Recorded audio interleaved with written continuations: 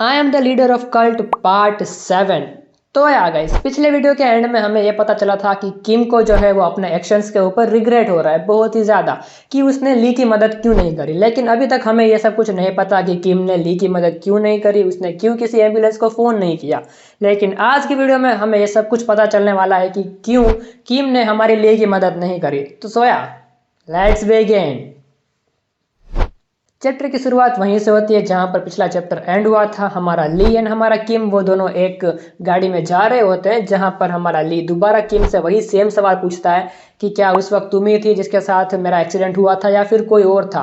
And वो उसका कोई जवाब नहीं दे पाती, तो ली जो है वो अपनी कमांड का यूज़ करता है, लेकिन उसकी कमांड जो है वो नेगलेक्ट हो जाती है। एंड एक नोटिफिकेशन आता है जहां पर हमें ये पता चलता है कि किम का जो फेथ है ली के प्रति वो धीरे धीरे गिरता जा रहा है। तो ली फाइनली डिसाइड करता है कि अब इसको घर छोड़ना चाहिए, इसके ऊपर टाइम वेस्ट नहीं करना चाहिए। ली किम को जो है वो सही सलामत उसके घर छोड़ देता है। एंड अगली सुबह हम देखते हैं एक खूबसूरत हसीना को जिसके शरीर के ऊपर बहुत ही ज़्यादा टैटूज बने हैं and I love them.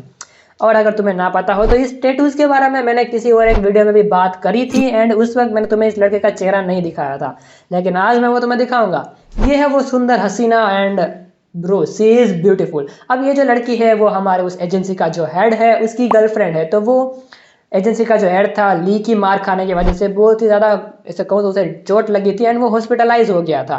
Finally वो हॉस्पिटल से फ्री हो चुका है और आज वो दोनों अपना क्वालिटी टाइम स्पेंड करने वाले हैं एक दूसरे के साथ। तभी वहाँ पर ली आ जाता है एंड ली को देख के वो बंदा बहुत ही ज़्यादा शॉक हो जाता है। वो बंदा जो है अपनी गर्लफ्रेंड को यहाँ से जाने के लिए कहता है, उसे कहता है कि थोड़े टाइम बाद आना। उसकी गर्लफ्रेंड जो है वो थोड़ी सी गुस्सा होकर वहाँ से चली जाती है। फिर ये दोनों बात करने बैठते हैं एंड वो जो बंदा है वो ली से ये कहता है कि please don't touch my woman. उस बंदे की इतनी ज़्यादा फटी पड़ी है कि वो ली को सीधा यही कहता है, भाई तुझे मेरे साथ जो भी करना है तू कर सकता है, लेकिन प्लीज़ मेरी लड़की से दूर रहियो, उसको टच मत करियो। और अगर तुम्हें ना पता हो तो वो बंदा जो है वो भी ली का एक बिलीवर है। इसका मतलब ये नहीं है कि ली ने वो बाकी लड़कों के साथ जो सारी हरकतें करी वो सेम हरकत उसने इसके साथ भी करी, नहीं। ली गे नहीं है, ठीक है। बिलीवर बनाने के एक से ज़्यादा तरीके होते हैं। तो जब ली ने उसकी मार खाई थी तब वो उसका बिलीवर बन गया था। ली हंसते हुए ये कहता है कि नहीं ब्रो, मैं तुम्हारी लड़की को टच नहीं करूंगा, मैं इतना हरामी नहीं हूं कि मैं किसी और की लड़की को टच करूं। फिर ये दोनों बातचीत करते हैं जहां पर हमें ये पता चलता है कि ली को एक प्रकार की बिल्डिंग चाहिए ताकि वो उसमें बहुत सारे लोगों को इकट्ठा कर सके। अब उस बंदे के पास कॉन्टेक्ट ज़्यादा होते हैं तो वो उस बिल्डिंग का अरेंजमेंट भी करा देता है। फिर उस बिल्डिंग में ली पहुंचता है और उस बिल्डिंग को ली बहुत ही सस्ते प्राइस में खरीद लेता है एंड ली डिसाइड करता है कि वो इस बिल्डिंग को अपना नया चर्च बनाएगा ताकि यहाँ पर बहुत सारे लोग आ सके एंड ली जो है उन सभी बंदों को एक साथ अपना बिलीवर बना सके। वरना अगर ली एक एक करके सबको बिलीवर बनाएगा तो बहुत ही ज़्यादा टाइम वेस्ट होगा। थोड़े टाइम के बाद वहाँ पर हमारी सिस्टर एरिन भी आ जाती है जो कि इस बिल्डिंग को ब्लेसिंग्स देने आई होती है। एंड हमारा ली जो है वो सिस्टर एरिन से ये कहता है कि सबसे पहले तुम बिल्डिंग को ब्लेसिंग दे दो, उसके बाद मैं तुम्हें अपनी खुद की ब्लेसिंग दूंगा। एंड खुद की ब्लेसिंग से उसका मतलब है कि वो दोनों अपना क्वालिटी टाइम स्पेंड करेंगे दरवाजे के पीछे। बहुत ही सही। तो फिर हमारा ली डिसाइड करता है कि आज कैसे भी करके वो सिस्टर एरिन को अपना बिलीवर बना के रहेगा। तो वो दोनों अपना मेन काम धीरे धीरे स्टार्ट करते हैं जहाँ पर हमारा ली जो है वो सबसे पहले सिस्टर एरिन को थोड़ा सा टीज करता है ताकि वो उसको एक्साइट कर सके। फिर ये दोनों अपना मेन काम शुरू करते हैं और जब ये दोनों अपना मेन काम शुरू कर रहे होते हैं ली को पता चलता है कि सिस्टर एरिन ने कभी भी ऐसा एक्सपीरियंस किसी के साथ किया ही नहीं है, मतलब सी इज या। एंड ली को जैसे पता चला कि वो सिस्टर एरिन का ये फर्स्ट टाइम एक्सपीरियंस है तो वो बहुत ज़्यादा स्लो प्रोसेस करता है, मतलब वो ध्यान रख रहा है कि वो अग्रेशन में ना जाए, वरना सिस्टर एरिन को बहुत ही ज़्यादा चीज़ें भुगतनी पड़ सकती है। धीरे धीरे मुझे ऐसा लग रहा है कि ली जो है वो दूसरी लड़कियों की केयर करने लगा है, जो कि बहुत ही अच्छी बात है। अब ली जो है वो अपना मेन काम स्टार्ट कर ही रहा है, उसने बहुत मज़े ले लिए हैं एंड वो सिस्टर एरिन से ये पूछता है कि can I come inside you. And या सिस्टर एरिन हाँ बोल देती है, वो she is literally said yes. And इन दोनों का 2 राउंड ऐसे चलता है। हमारा ली जो है वो सिस्टर एरिन को 2 बार अपनी क्रीम पाई दे देता है, तब जाके सिस्टर एरिन का लेवल 1 से लेवल 2 हो जाता है। मतलब वो अब ली की बिलीवर भी बन चुकी है एंड वो अब ली की लेवल 2 वाली बिलीवर भी बन चुकी है। लेकिन हमारे ली को एक ऐसा नोटिफिकेशन आता है जहां पर उसे पता चलता है कि अगर ली ने कुछ अलग हरकतें कर दी अपने कल्ट लीडर वाली कमांड से तो ऐसा भी हो सकता है कि सिस्टर एरिन का जो बिलीवर है वो उस लिस्ट में से बाहर निकल जाए एंड वो ली को बिट्रे भी कर दे। लेकिन तभी ली को याद आता है कि जब उसने पार्क को लेवल 4 तक अपग्रेड किया था तब वो एक प्रकार की कैटेगरी में चली गई थी जहां पर पार्क जो है वो कभी भी ली को बिट्रे नहीं करेगी। तो ली डिसाइड करता है कि वो सिस्टर एरिन को लेवल 4 तक अपग्रेड करेगा। एंड अगर तुम गैस करो, ली को एक लेवल अपग्रेड करने में 2 राउंड लगे थे, तो लेवल 4 तक अपग्रेड करने के लिए कितने राउंड लगेंगे? ली लिटरली सिस्टर एरिन के साथ 8 से 9 राउंड कर देता है, 8 से 9 राउंड, एंड तब जाके उसका लेवल 4 हो जाता है। एंड अब वो कभी भी ली को बिट्रे नहीं करने वाली है। फिर ली जो है वो सिस्टर एरिन को अपने सही सलामत घर छोड़ देता है। जब वो अपने घर आता है, भाई उसके पैर कांप रहे हैं, लिटरली उससे चला भी नहीं जा रहा। मतलब बंदे ने आज हद पार कर दी है। वो ये भी सोच रहा होता है बीच बीच में कि वो अपनी लिमिट तक पहुंच चुका है, लेकिन सिस्टर एरिन इतनी ज़्यादा खूबसूरत दिखती है कि वो अपनी लिमिट को इग्नोर कर सकता है। फिर हमारा ली जो है वो सिस्टम से पूछता है कि जब उसने सिस्टर एरिन को लेवल 1 से लेवल 4 तक अपग्रेड कर दिया है, तब उसे बहुत ही ज़्यादा एबिलिटीज़ नई नई मिली होगी, तो वो उस एबिलिटीज़ को देखता है। इन एबिलिटीज़ में एक एबिलिटी जो कुछ ली को ऐसी मिली थी, जो कि बहुत पहले मिल चुकी थी, जब हमारी सिस्टर एरिन लेवल 2 की हुई थी। तब उससे ली को रिवॉर्ड मिला था कि वो अपनी कोई भी एक स्किल को, उसकी जो लिमिटेशन होती है उसको रिमूव कर सकता है। यानी कि फिर ली डिसाइड करता है कि वो अपनी जो इनविजिबल होने वाली स्किल है उसकी लिमिटेशन को रिमूव कर देगा। मतलब अब वो किसी भी बिलीवर के साथ कितने भी बार इनविजिबल हो सकता है, एंड वो उस स्किल को बहुत ही बार यूज़ कर सकता है। ली जो है उसके पास जितनी भी नई स्किल अनलॉक हुई है उसको देख के बहुत ही ज़्यादा खुश होता है, जिनमें से एक पहली स्किल है कल्ट लीडर सिक्स्थ सेंस, जिसकी मदद से ली किसी का भी फ्यूचर को देख सकता है। एंड इसके आसपास अगर ली को कभी कभार डेंजर आसपास आएगा ली के, तो वो उसको भी सेंस कर सकता है।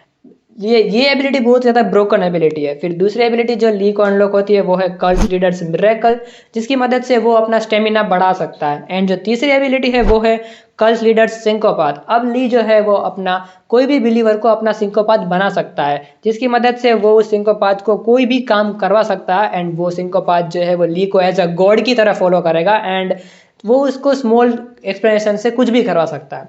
लेकिन इसकी एक डिसएडवांटेज ये है कि ली ने अगर अपने कोई भी एक बिलीवर को अपना सिंकोपाथ बना लिया, तब वो उसको दोबारा वापस बिलीवर नहीं बना सकता।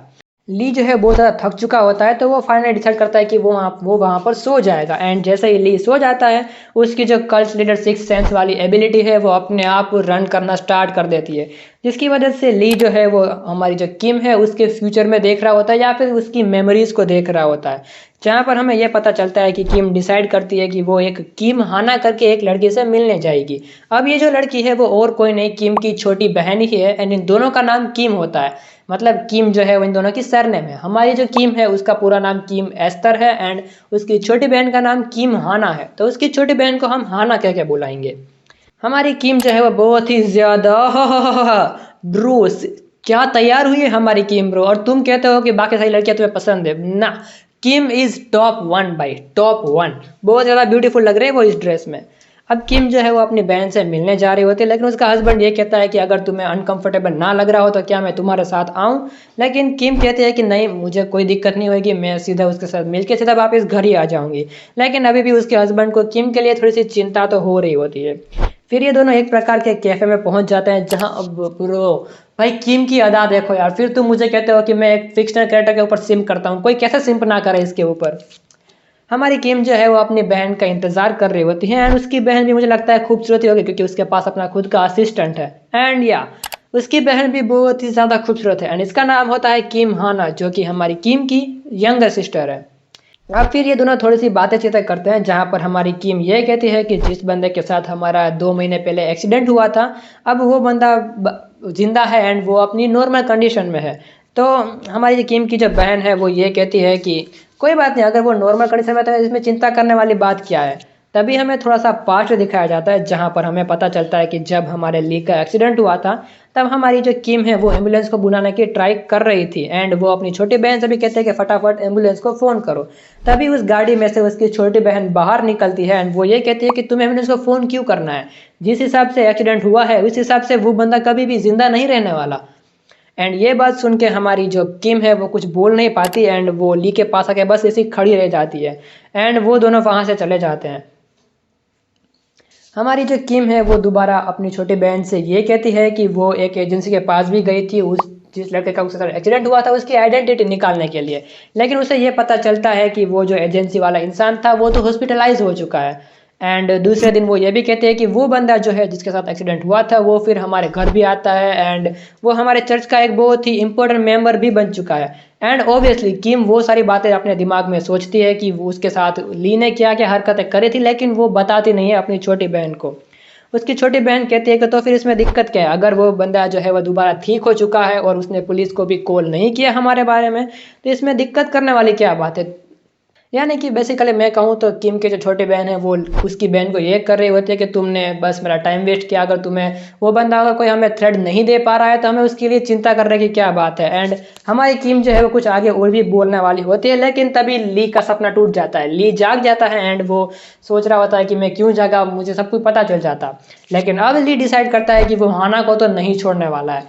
एंड या आज की वीडियो के लिए बस इतना ही। आज की वीडियो में हमें खुलासा भी पता चल गया कि ली का एक्सीडेंट का मेन वजह जो थी वो किम नहीं थी, वो किम की छोटी बहन थी। एंड हमें ये भी पता चल चुका है कि किम जो है वो ली को बचाने की कोशिश कर रही थी, लेकिन उसकी बहन की वजह से उसने ली की मदद नहीं करी।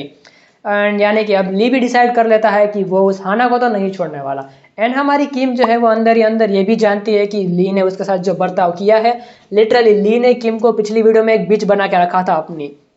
तो हमारी किम ये भी चाहती है कि वो हाना के साथ ये सारी हरकतें ना कर पाए। तो देखते हैं क्या हमारा ली जो है वो अगले वीडियो में हाना को भी डिस्ट्रॉय कर पाएगा या फिर किम जो है वो हाना को बचा लेगी। सो या आज की वीडियो के लिए बस इतना ही। वीडियो अच्छी लगी हो वीडियो को लाइक करना, चैनल पर नए हो बेशक सब्सक्राइब करो। Till then thanks for watching.